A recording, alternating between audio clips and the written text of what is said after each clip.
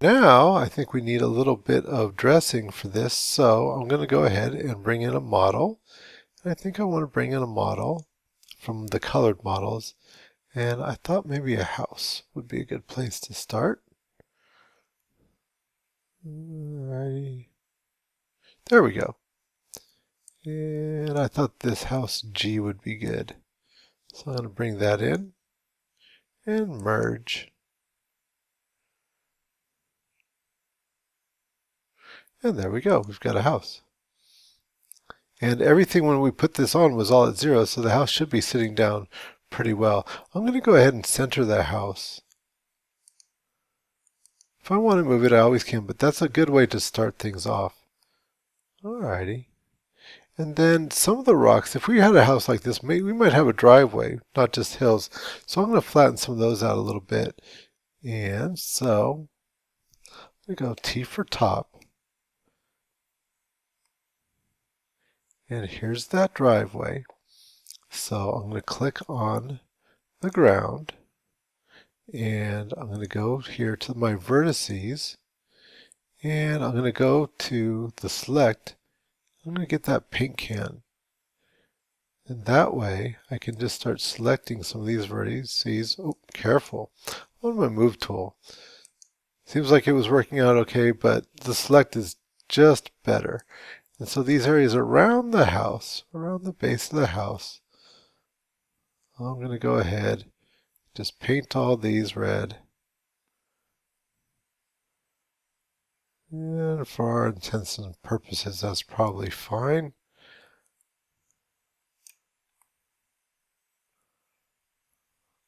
Control. So I've got my control key down so I could do a few more. Okay, that's going to be enough for us for now. And then back to our perspective maybe. And I want to flatten those out. Now a nice way of flattening those out is just get my scale tool here. So I'll click on that. And just on the Z axis, I'm going to just bring that down. And I'm going to bring it down. And I'm going to keep bringing it down.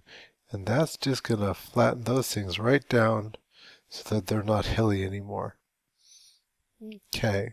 Good, good.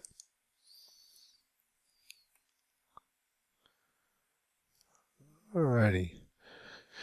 Well, that's looking probably pretty good. Let's see. Should probably set up a camera here pretty soon.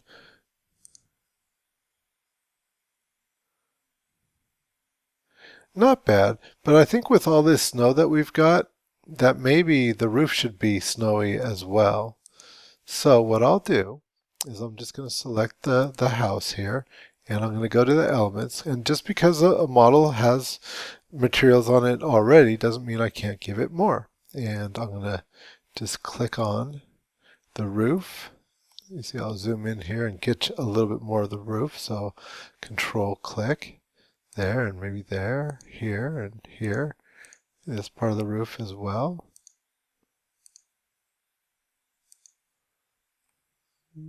Maybe these parts of the chimney here. Okay. And for now, I'm not going to go around the back of the roof, so I'm not going to worry about those. Remember, it's all about illusion. It's just the parts that you're going to see. And I think that's about all I'm going to see. Maybe the driveway as well. And that's fine. Okay, so I'm going to go back here to my material editor. And maybe I'll just get rid of, well, this stuff here. I think I'm going to use the same snow, so I'll just shift copy and pull that down. Use that again here in just a few minutes. And delete. Okay, so if I go down here, I should find the house. So I'll just double click on that. There's my house. And there, whoops, hiding under there was that little picture of the snow that I had from before. And instead of trying to find, which part of that house I just selected, what I'll do is I'll just add another part. So in other words, here's the multi-sub for the house. Double click on that. And I see that there's 9 slots. I'll just add one more. That's a 10th slot. And it should be down here. Yep, it's added a 10th one right here. So I'm going to go clicking on this, so that it shows in the scene. I've got that snow that I just brought in, and I'm going to click on that there and make it bump and make the snow a little bit shiny. And let's see, look in the maps. I want that to bump maybe about 100%. Okay. Oh, and you know, I remember back here with this other material, which I should have called ground. Change that right now.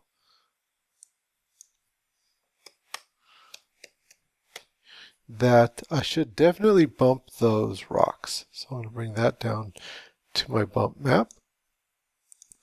Okay, and I think those bump that, oh, maybe 200%. Really bumpy. Okay, good enough. That's all fixed now. So with this selected here, okay, I'm going to go on down here and make the set ID 10 because we just added that 10th one to it. And that's the one with all the snow, and we look at that, and there we go. So now if we take a look, okay, it's looking better and better. So how's about we do a little bit to the lighting now, because it does look a little bit unnatural. If we look at this, you can see it's kind of standing out different and away from the background. For one thing, there's no shadows. So I'm looking here, it looks like the sun must be over here off to the right, because you can see where the shadows are. And you know, kind of look and see what kind of angles you have.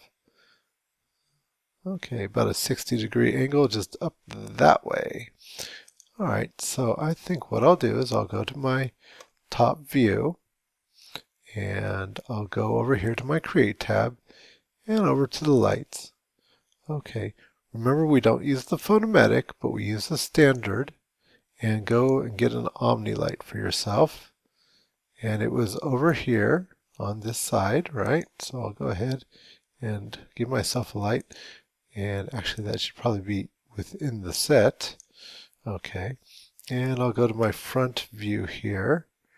And these things were coming up this way. So I'll just pull this light up to where it seems to be matching the shadows. Not bad, maybe up just a skosh higher, but not too bad. Alrighty, and while I am here, I think the other thing that I'm going to do is I know I'm going to want an ambient light, so I'm just going to hold down the Shift key and Shift copy a second light right here. Now this one is called Omni O2. Let's change that to Omni AMB for ambient. Maybe raise that up a little bit.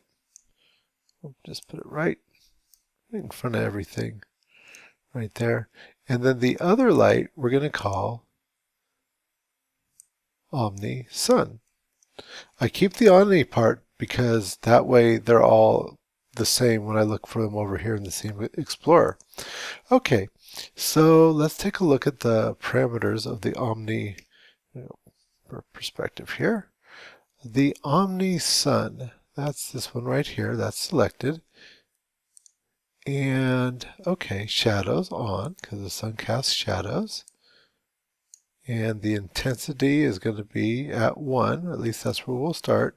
And also down in the shadow parameters, we might mess with that. Right now it's just 1, which means that those shadows will be absolutely black if we were to leave it alone right now.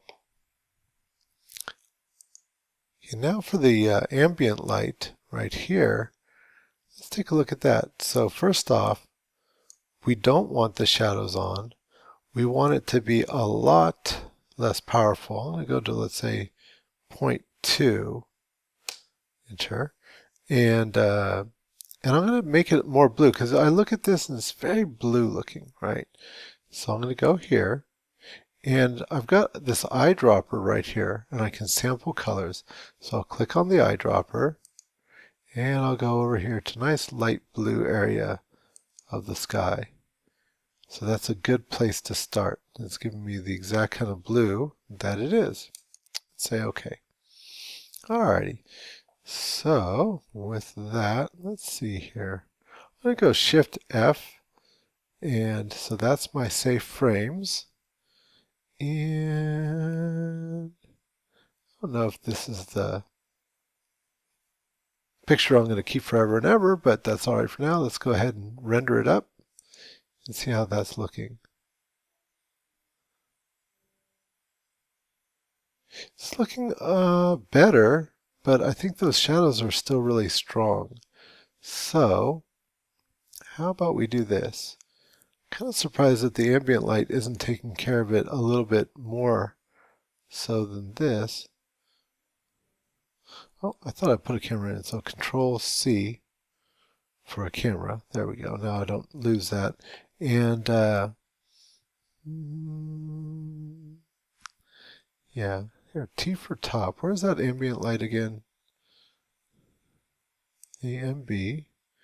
So there's my ambient light. Where are you at?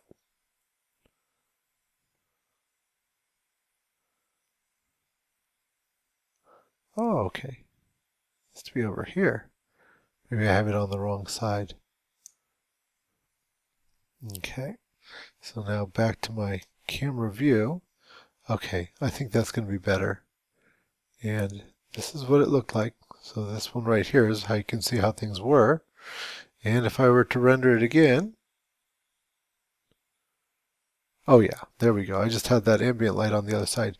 Now these shadows are still a little bit strong.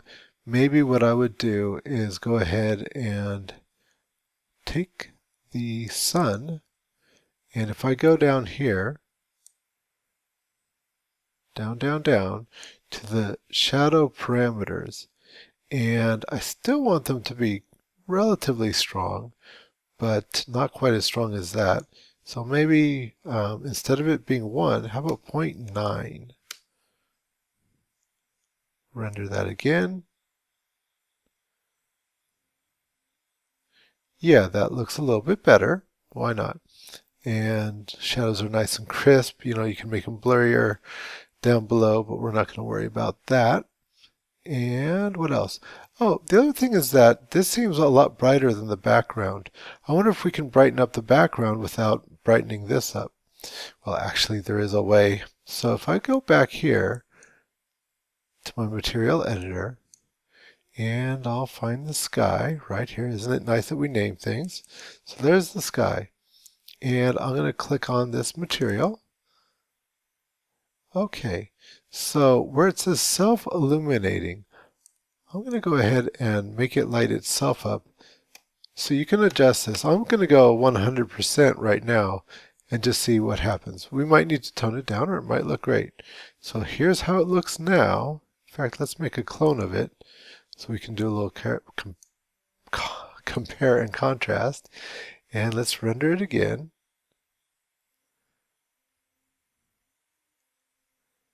Okay, and so you can see that the ground is exactly the same, but the background is a little bit brighter now. Okay, so that's looking pretty good. There you go. Okay. Oh, good. Good enough. Good enough. So that's pretty good. I think maybe just a little bit more set dressing. So I'm going to bring in one more model. And so how's about, I thought maybe a truck. Let's see, don't I have some cars here? There we go. How about the Jeep? That makes sense. And merge. There it is. And we can take a look at it from the top. Okay.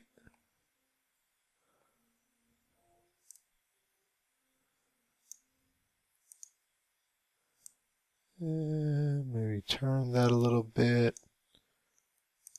Get up a little bit closer to the house where we know everything's flat. All right, back to our camera.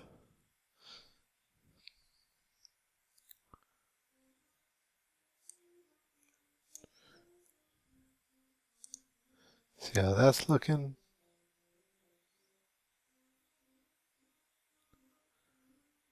Good enough. Now the only thing is that it's shiny, and that's nice, but I think it's a little bit too shiny. Let's see if we can't do anything about that.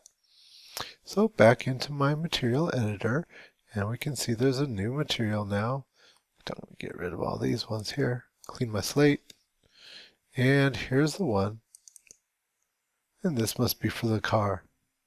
Okay, looking through here, I can see this must be for the paint right here, because, well, it looks like the paint. And it's got this sort of funny map on it, and it's a ray trace map for reflection. And so what I can do with this is I can turn it down a little bit. So I'll go here, and so this one's selected, and we've got our maps. If I go down here, the refraction is at 33. Maybe I'll bring it down to like 10. So it's just not quite so shiny. And here is our old version right here. Let's see if we can get a new version that is a bit, come on baby, a bit less shiny. So I'm going to render it.